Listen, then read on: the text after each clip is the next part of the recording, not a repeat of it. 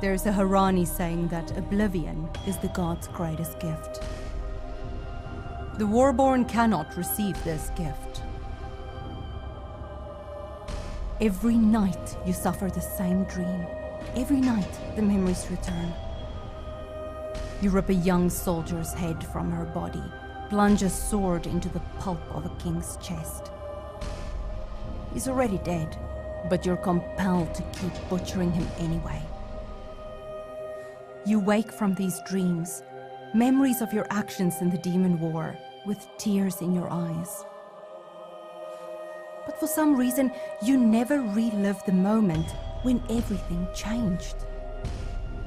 Suddenly, you were no longer violent. You wandered the ruins you'd created like children. Some enterprising Harani found you and took you in. They brought you to their homeland and implanted mood stabilizers into your necks. The devices keep the bloodlust at bay, but not the memories.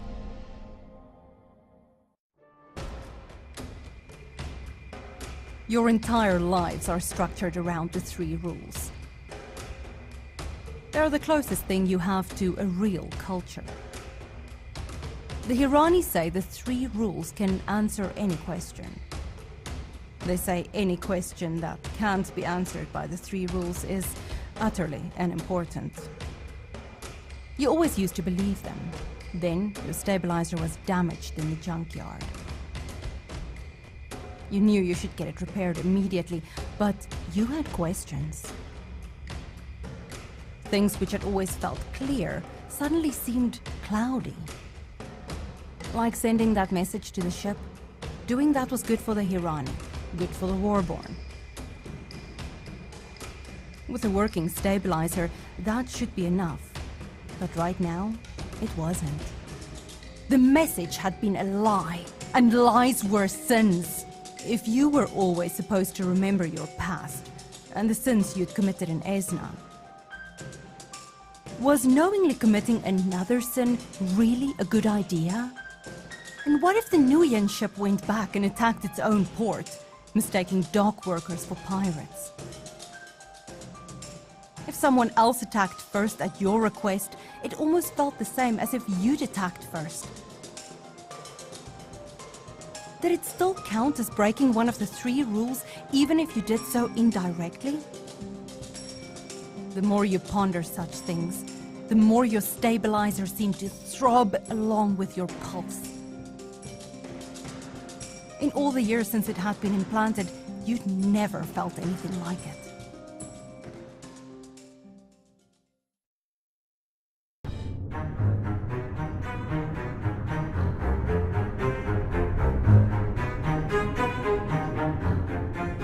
My precious son, it's time to discuss your future. I don't want to be called that. Not unless they are. Please, Damien, I won't argue this with you again. When a blacksmith forges a sword, does he call it a son? Give it an inheritance? The Warborn are tools, not siblings. A sword doesn't breathe or bleed. It doesn't have a mind. The Warborn do. They can feel, just like you used to. Are you saying I don't feel love for you? Or that I don't feel pain at your words? The Warborn are flesh, reforged by hurt and hatred. It's an injustice to consider them human. Remember me? What? How? I asked you a question. Do you remember me? Do you remember killing me? And my people? Leave me alone, Ghost. I know very well what I did. Oh, I didn't hurt your feelings, did I? The way you hurt mine? With a blade to the heart? I was a good king. I did right by my people, and you butchered me like a sow. Now you continue to walk the earth? My people will never see the sun again, and you bask in it like a beetle. You can't die, but I'll teach you the pain of death anyway!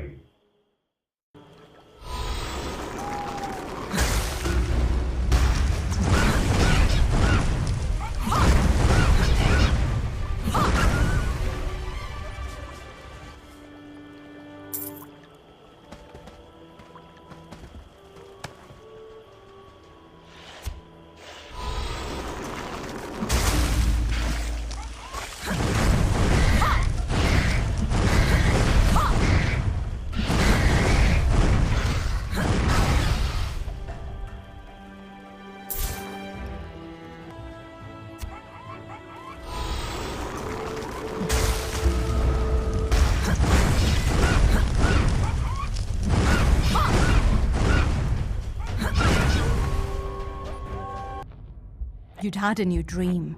For the first time, you hadn't dreamt of the Esna massacre. How could you have dreamed something so different from your peers? It had to be the damaged stabilizer. You thought it was getting worse. In addition to throbbing when you thought too hard,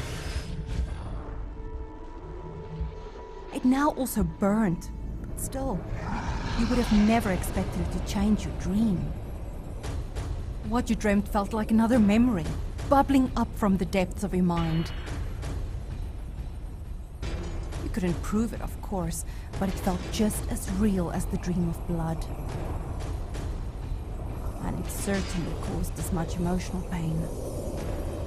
Hearing your own mother refer to you as a tool, a sword, unworthy of affection or brotherhood, it was devastating. Although not so devastating as the hallucinations. You'd realized almost immediately the ghost of the Esnan king was a vision no one else could see. However, you weren't sure if it made it better. On the one hand, you weren't really being haunted. But on the other, the king's words were cruel. They cut especially deep, because you were saying them to yourself. Your stabilizer throbbed again. Your only hope was to have it repaired, and soon.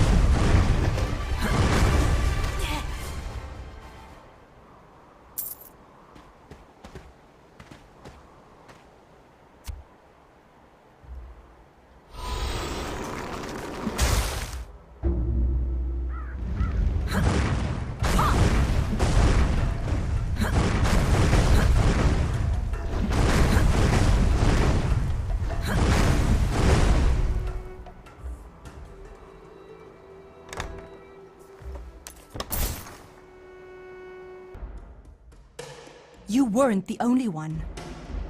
Other Warborn had shared these dreams of Orchidna and Damien. It had to mean they were true memories and not just figments of a newly freed imagination. But was truly possible to live without the stabilizer? How did the Freestorm stay sane? The Hirani said Warborn would lose all control without the device. That they would be overcome by rage, reverting to the beasts that had sacked Esna. Or even worse, become susceptible to demonic control again. It didn't seem safe. But even so, was it maybe worth it? You heard the mechanics inside your stabilizer clicking frantically. If you decided not to repair it, you should probably stay with the Freestorm. They were experienced in such matters. They were already helping you. It was just hard to admit the Hirani had been lying all this time.